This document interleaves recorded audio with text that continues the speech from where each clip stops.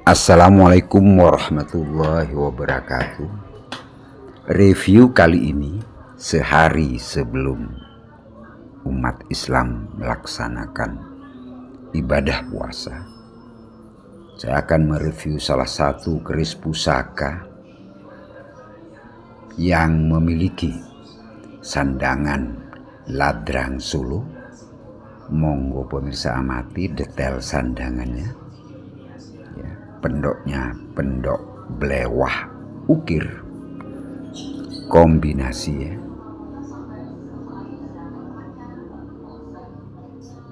Kemudian warangkanya terbuat dari bahan kayu yang berkualitas dan nginden.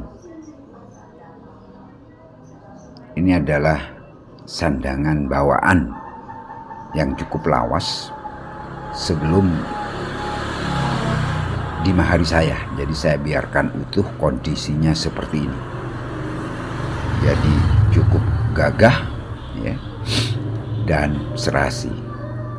Video awal saya tunjukkan dulu peksinya yang memiliki panjang 7 cm sama dengan panjang gonjonya 7 cm. Kita lihat detailnya. Kemudian video tentang keris pusakanya ini saya awali tanpa pembesaran. Inilah kondisinya, memiliki panjang bilah 34 cm, berdapur nogotopo atau nagatapa, dengan tebal pada gonjo yang lurus dengan peksi itu sekitar 13 mm ya, jadi sor-soran tengahnya itu. Kemudian lebar separuh bilah itu 2,5 cm, tebalnya pada separuh panjang bilah itu sekitar 4 mm. Bentuk dari bilahnya ngelimpo ya, dan disempurnakan dengan pamor melumah yang pada beberapa bagian timbul pamortiban, misalnya pada bagian tengah gonjo yang sabit rontal ini, kemudian pamor pada sebungkulnya yang mirip dengan pamor nunggak semi, atau kalau bentuknya segitiga seperti ini seperti junjung derajat. Ricikan yang lain adalah tikel alis. Kemudian di depan terdapat sogokan ya, pendek ya. Pemirsa bisa lihat walaupun tanpa pembesaran. Monggo amati detailnya dulu. Jadi walaupun tidak dilakukan perbesaran, ternyata material besi aji dan pamornya bisa kelihatan, yaitu dari gradasi warnanya. Pori-porinya yang cukup padat ya, dan hanya pada beberapa bagian yang sudah mulai termakan korosi, misalnya pada pucuknya. Bentuk pucuk seperti gabah tadi ya, jadi tidak lancip, tidak nyujen. Dan komposisi material antara besi dan bajanya, kalau kita ting-ting bunyinya itu jadi pusaka ini memiliki komposisi baja yang relatif lebih banyak daripada keris-keris pusaka seukuran pusaka ini. Dan kalau diminyaki maka sulit ya untuk lekas menyerap minyak keris. Bisa kita lihat tempat lipat pada peksi, ganja, dan bilah.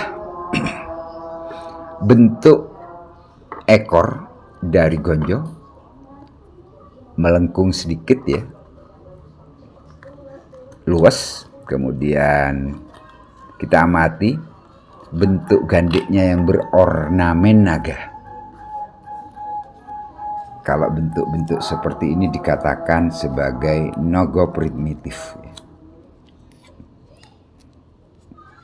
Tuah dari dan fungsi dari keris berdapur Nagatapa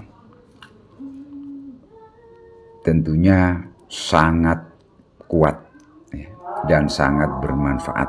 Nanti akan saya babar pada akhir video. Kita lihat dulu penampakan secara fisiknya. Ini kalau diperbesar dengan perbesaran 3,7 kali. Kita mulai lihat diawali dengan zoom pada daerah gandip yang berornamen naga. Monggo amati pemirsa ya. Ricikannya, detailnya. Jadi naganya kalau kita amati seolah-olah bertanduk di bagian atas, di atas mahkota itu. Ada muncul ricikan, kemudian badan naganya hanya sedikit yang muncul. Ricikan bawang sebungkulnya bisa pemirsa lihat, kelihatan nyata. Dan ini bentuk dari ujung gonjonya. Agak melengkung dikit ya. Nah ini kelihatan betul kematangan tempat lipatnya. Tikel alisnya cukup tegas, ricikannya ya. Ada beberapa bagian dibilah itu seperti bopeng. Dan keris ini kalau dalam kondisi kering betul tambah kelihatan pori-pori dari besinya yang menunjukkan bahwa keris pusaka ini sangat sepuh. Pamornya udah menyatu dengan besi ajinya, bagian pinggirnya warnanya lebih abu-abu. Nah, semakin ke pucuk, sebagian pinggiran sudah termakan usia. Ini kelihatan betul juga di pucuk bilahnya. Kita lihat sisi yang kedua. Kelihatan jelas bagian pucuk. Ada termakan korosi dan faktor usia bisa kita lihat pada detail pusaka ini. Pusaka ini memiliki tempat lipat yang cukup matang ya. Pada era kerajaan ya, dapur berkeris naga, apalagi Nagatapa, ini sangat langka yang sepuh ya. Karena hanya diperuntukkan untuk para raja, para pemimpin satu daerah. Di mana filosofinya seorang pemimpin pada masa-masa tertentu atau saat-saat tertentu harus bertapa, merenung diri, mensucikan diri agar mata batinnya semakin kuat, semakin tajam melihat kondisi masyarakat yang dipimpinnya.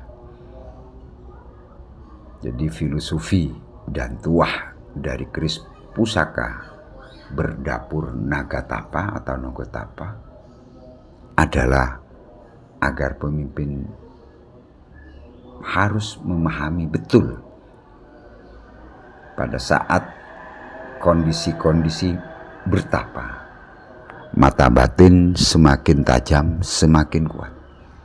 Sehingga diharapkan dalam memimpin kerajaannya atau daerahnya mengayomi masyarakat yang dipimpinnya, memahami kehendak rakyat, memahami apa yang dimaui rakyat dan yang diinginkan rakyat, sehingga memiliki kewibawaan, sifat pengayoman dan melindungi terhadap rakyatnya. Mungkin itu sekilas mengenai review keris pusaka ini yang memiliki dimensi panjang peksi dan gonjo sama 7 cm, panjang bilah 34 cm, ketebalan bagian sorsoran sekitar 13 mm, lebar separuh panjang bilah 2,5 cm, tebal separuh panjang bilah sekitar 4 mm. Sekian saja dulu. review mengenai pusaka langkah yang wingit dan berwibawa ini. Selamat menempuh dan berpuasa, semoga tuntas puasa kita selama bulan Ramadan ini. Wassalamualaikum warahmatullahi wabarakatuh.